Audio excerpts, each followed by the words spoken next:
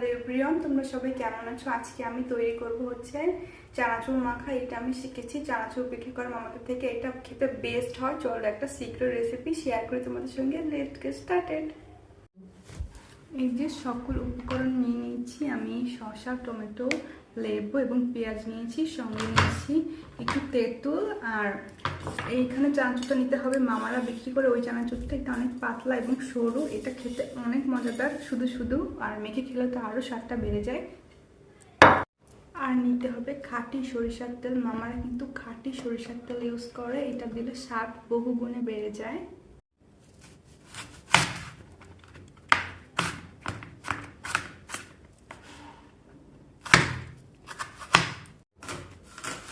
পেঁয়াজগুলোকে কেটে নিতে হবে।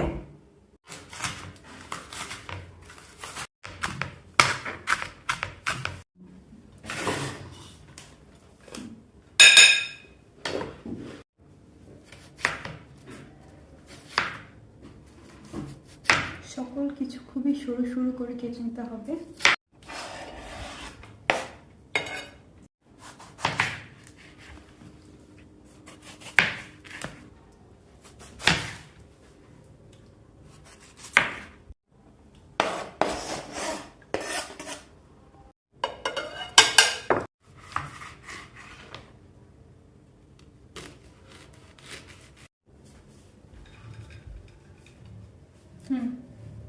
সামান্য পরিমাণে নুন দিয়ে নিব। এখন ভালোভাবে সব কিছু মেখে নিতে হবে। এই যে আমি তেঁতুল নিয়েছি অল্প একটু পরিমাণে, এটা অনেক বড় একটা সিক্রেট উপকরণ।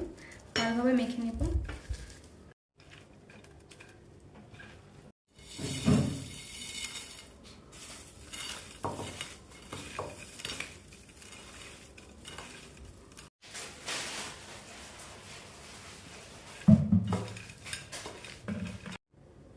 তৈরি হয়ে গেল মজাদার মুখরোচক ক্রাঞ্চি চানাচুর মাখা।